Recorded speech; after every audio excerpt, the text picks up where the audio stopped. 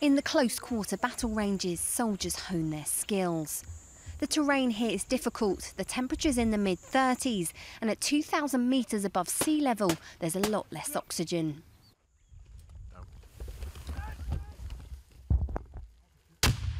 Fire up, keep your weight pointed out. Unload. Exercise Askari Thunder takes soldiers from the smallest scale right up to battle group level, with infantry troops working alongside engineers, medics, artillery and other supporting elements, just as they would on operations. More than 1,000 troops live in the field and fire £3 million worth of live and blank ammunition over 6 weeks. The training area is vast and complex. The sights here eye-opening. I saw everything. I saw elephant, hyenas, monkeys, everything. It was so good. I've never seen nothing like that, like the wildlife. Obviously you see it in a zoo back home, but it's completely different. This is pretty much the first time I've been away where it's been this hot. So it's going to be, I think, just laying down over there, that got me sweating. So I think it's going to be quite challenging. This couldn't be any further from how the battalion have spent the last 2 years. In fact, it was only 4 months ago that they left the palaces and headed back into the field to join 20th Armoured Brigade. Africa and the training areas out here provide a really challenging climate and operating environment, and that's something we need to adapt to.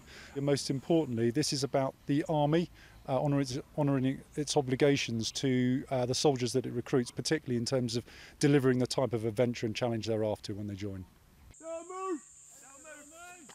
The battalion have to think like light roll infantry once again. Sections attack fellow sections using blank ammunition, allowing troops to get as close as they can to real combat. But there's also an added dimension. When they're not live firing here, soldiers are using the DTES system, which stands for Deployed Tactical Engagement Simulation.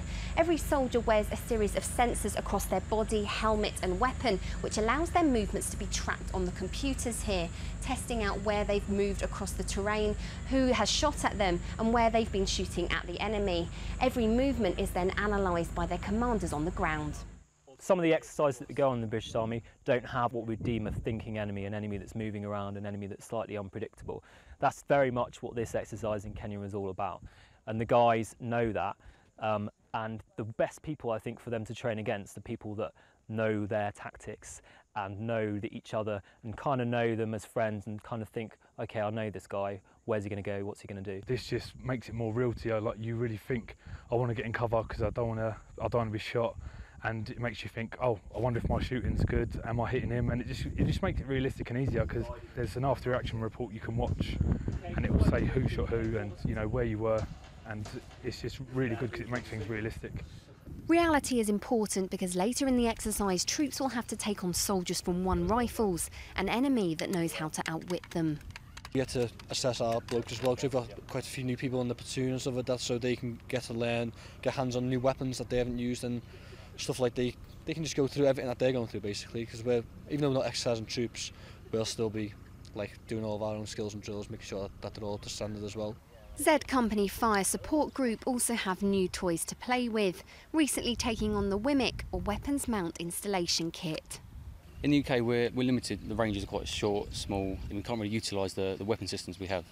Over here, obviously high features and in open flat plains, so obviously the fields of fire are a lot bigger and we can manoeuvre around the area a lot easier.